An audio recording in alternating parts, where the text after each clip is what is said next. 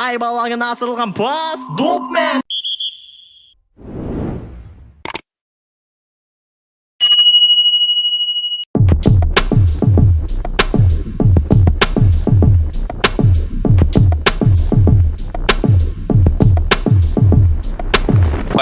Ерекше атап өтеміз, өткен Айдос өткен ойында алаңға шыққан жоқ. Міне қазір осы ойынның бірінші таймда қызықты сәттер, қауіпсіз соққылар, Балашовтың тепкен добын бірақ Усименко қайтарған еді.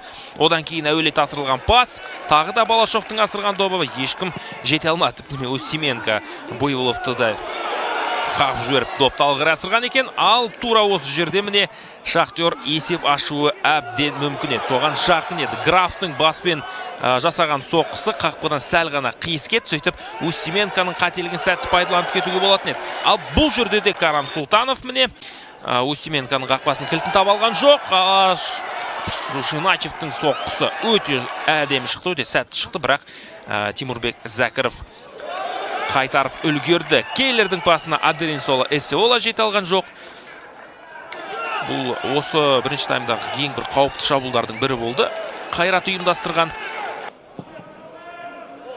Бұрыштамадан әуелет асылған пасқа бірінші болып тағы да Шахтер ойыншы жетті, бірақ та Карамның баспен ұрған добы бұл жолы да Павлов өз кәдесіне жарата алмады. Сөйтіп матчтың бірінші тайм 0-0 есебімен аяқталды. Соққылар 5-3, Шахтерда көбірек екен, дәл бағытталған финалдық кездесу қалды. Міне дәл осы жерде біз қақпаға бағытталған алғаш соққылардың бірі, бірақ та есеп бұл соққыдан кейін өзгерген жоқ. Данил Усименконың қақпасының бағанына тиіп кейін серпілді. Және артынша тағы бір соққы болған. Бұл соққы бірақ сәл әлсіздеу. Ал мына жерде ғой, міне Жанали Пайруздың есеп ашып кететін сәті. Пайруз осылайша екінші таймда өз командасын алға шығарған еді. Тура осы жерде міне. Негізі дәл осы жерде Усименкоға сары қағаз көрсеткен. Айбол Әбікенге сары қағаз болмаған екен. Сары қағаз көрсетілген жоқ.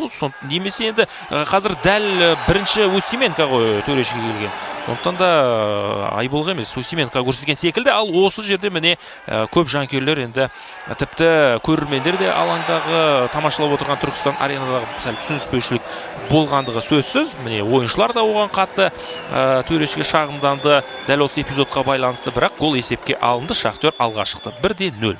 Жанали Пайруз Шахтердің осы маусымдағы алғашқы голының авторы атанып отыр. Осы маусымдағы және алдағы уақытта енді ішкі чемпионатта қалай болады, онда көре жатармыз. Ал міне Сұлтанбектің ойын ережесін бұзған сәті Ескендір Қыбырайдың ойын ережесін бұзған сәті, сөйтіп ескерту қағазын алды Ескендір де осы ойында. Ал Гүлжігіттің пасынан кейін міне дәл осы жерде 3 соққы жасалды, үшіншісі гол. Жоқ, екінші соққында жасаған бұл жерде Поляков болды ғой, міне Гүлжігіт асырды, Вагнер баспен.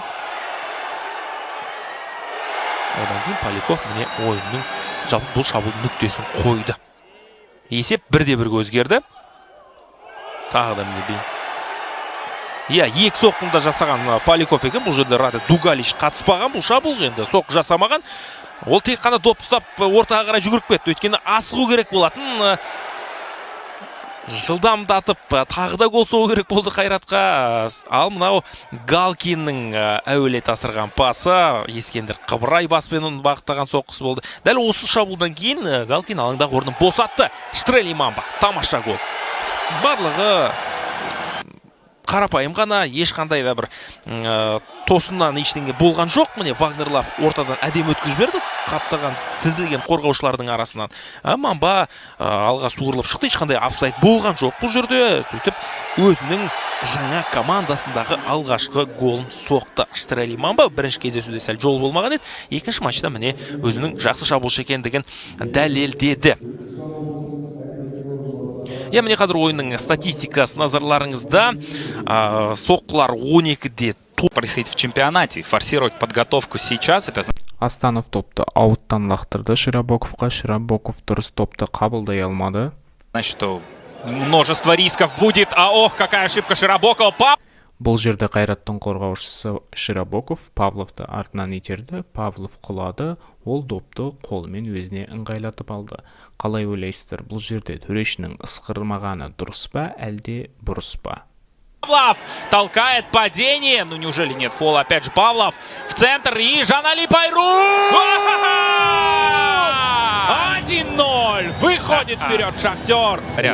Міне қарашы, осы жерде қолына ұстап алды ғой допты. То есть даже не было фола, то почему Атажанов не просвистел, не очень понятно. Бірақ енді қол есепке алды, түсінгенім бойынша. Міне осы жерде. Он акцентированно причем, да, свалил, а потом понял, что кто-то набегает из партнеров и решил, что стоит продолжить. Вот подача Алыкулова.